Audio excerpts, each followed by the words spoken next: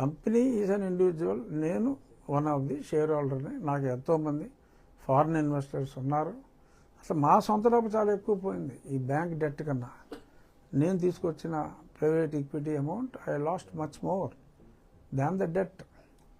సరే, ఇది ఎందుకు చెప్తున్నాను అంటే కొద్దిమంది నా అభిమానులు బాధపడతారేమో, నేనేదో బ్యాంకుల్ని దోచాను అనుకుంటారేమో. నా డబ్బులే పోగొట్టుకున్నా. నేను పుట్టడమే గోల్డెన్ స్పూన్తో పుట్టా, అత్యంత ఐశ్వర్యంలో పుట్టా.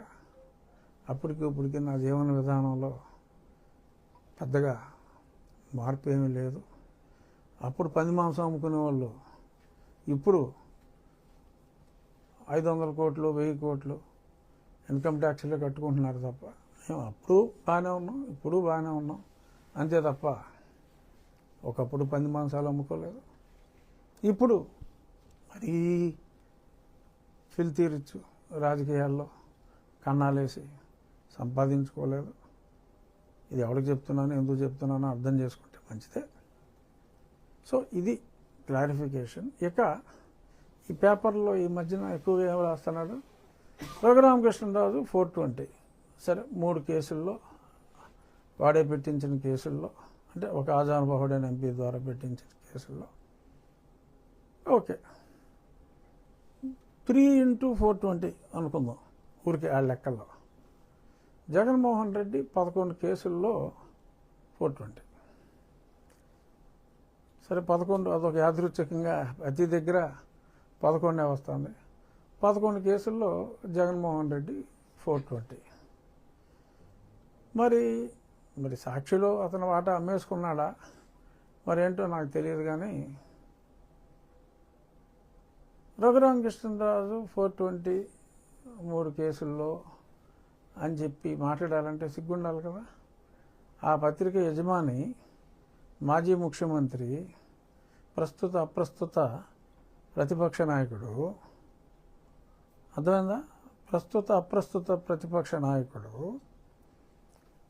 అలాగా 11 కేసుల్లో 420గా ఉండి ఈ రకంగా కేవలం, అంటే అతని స్టాండర్డ్లో కేవలం ఉంటే రాసుకుంటావా? జనాలు అసహించుకోవట్లా. సరే, ఎవరో మాట్లాడారు, అమ్మ బాబోయ్ రేపో మాపో అరెస్ట్ అయిపోతాడు, సుప్రీంకోర్టు ఏం చెప్పింది? సుప్రీంకోర్టు ఏం చెప్పిందిరా? సరే, అది దొబ్బింది ఎప్పుడో మీకు. ఏం చెప్పింది సుప్రీంకోర్టు? ఒక బంచ్ ఆఫ్ కేసుల్లో ఇన్వెస్టిగేషన్ యాక్చువల్గా అయిపోయింది. ఆ రెండిట్లో 2020లో జగన్మోహన్ రెడ్డి పేపర్ చూసుకుంటేనే తెలుస్తుంది. తర్వాత మొన్న ఎలక్షన్ ముందు కూడా ఇయే రాసేవాడు, ఇయే రాసి నాకు సీట్ రాదనేవాడు. 2020లోనే రాశారని చెప్పి ముందు చెప్పాను కదా. అది రాస్తూనే వెళుతూ అప్పుడు కూడా ఇదే రాసి ఇదే పాయింట్ నేను నా ఎలక్షన్ ఎఫిడవిట్లో పెడితే, ఈ కేసుల గురించే నా ఎలక్షన్ ఎఫిడవిట్లో కూడా రాస్తే, అయ్యి బాబాయ్ చూసారా ఇన్ని కేసులు ఉన్నాయని చెప్పి మళ్ళీ రాసి, నాకు సీట్ రాదని రాసి, సీట్ ఇవ్వకూడదని వాళ్ళు డిసైడ్ అయిపోయారని రాసి, ఒకవేళ సీట్ ఇచ్చినా నాది 3వ స్థానం అని చెప్పి రాసి, ఇండిపెండెంట్కి కూడా అలే డబ్బులు ఇచ్చి ఇన్ని చేసి ఏం పీకారా? ఈ ఉండి నియోజకవర్గ చరిత్రలో ఎప్పుడు 32,000 దాట్ల మెజారిటీ, దాన్ని 56,777కి తీసుకెళ్ళే సువర్ణావకాశం నాకు ఇచ్చారు. అప్పుడు ఓడిపోతామని అన్నారు, 20 నుంచి అరెస్ట్ అవుతామని అన్నారు. మధ్యలో అది తెలంగాణలో ఆ పోలీసు అతను విత్డ్రా చేసుకున్నాడు మొన్న, తప్పైపోయిందని. ముస్లిం ఫారూక్ కన్నోడితో నా మీద నన్ను లేపుకెళ్ళిపోవటానికి స్కెచ్ చేసి ఆడిని నా సిఆర్పిఎఫ్ వాళ్ళు అప్పచెప్తే నా మీద కేసు పెట్టించి ఇక్కడ కోర్టులో మేనేజ్ చేసి, సరే ఫైనల్గా సుప్రీంకోర్టులో నాకు బెయిల్ వచ్చింది. సరే మొన్న కేసు కూడా క్లోజ్ అయింది. అప్పుడు కూడా ఇదిగో అరెస్టు, అదిగో అరెస్టు, తెలంగాణ ప్రభుత్వం అరెస్ట్ చేస్తుంది, తెలంగాణ ప్రభుత్వం అరెస్ట్ చేస్తుందని చెప్పి వాగేవాళ్ళు. చేశారా?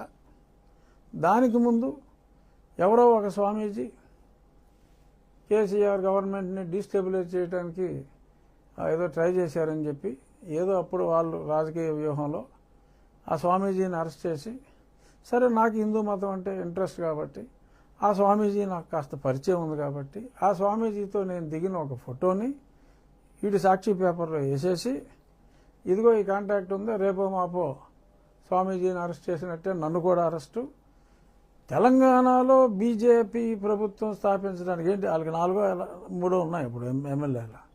తెలంగాణలో బీజేపీ ప్రభుత్వం స్థాపించడానికి రఘురామకృష్ణరాజు కుట్రని సాక్షుడు రాసేసి నన్ను అరెస్ట్ చేసేస్తున్నారని చెప్పి నోటీస్ కూడా ఇచ్చేశారని, నోటీస్ ఇచ్చారని సాక్షి సపోజ్ ఇవాళ డేట్లో రాస్తే ఆ నెక్స్ట్ డేట్లో నాకు వచ్చింది నోటీసు. అంటే వీడు ఇమ్మని చెప్తే ఆ నోటీస్ పంపేశాడు అనుకున్నాడు ఈ సాక్షుడు. ఒకరోజు ముందే చెప్పేశాడు సాక్షిలో నోటీస్ వచ్చిందని. ఆ తర్వాత డేట్లో వచ్చింది. నేను అడిగా ఆ పోలీసు ఎరా సాక్షిలో ముందే వచ్చిందిరా, ఆ తర్వాత డేట్లో ఎలా వచ్చిందని. ఆ తర్వాత విజ్ఞత కలిగిన కేసీఆర్ గారు, సారీ మీకు ఇచ్చిన నోటీస్ ప్రకారం మీరు రావక్కర్లేదు, అవసరమైతే చెప్తామని చెప్పి మళ్ళీ నన్ను ఏంటి 4 ఉంటే నేనంట స్వామీజీతో కలిసి పడగొట్టేసి ప్రభుత్వాన్ని స్థాపిస్తారంట. మరి బీజేపీ 4 ప్రభుత్వాన్ని స్థాపించాలన్న తీవ్రమైన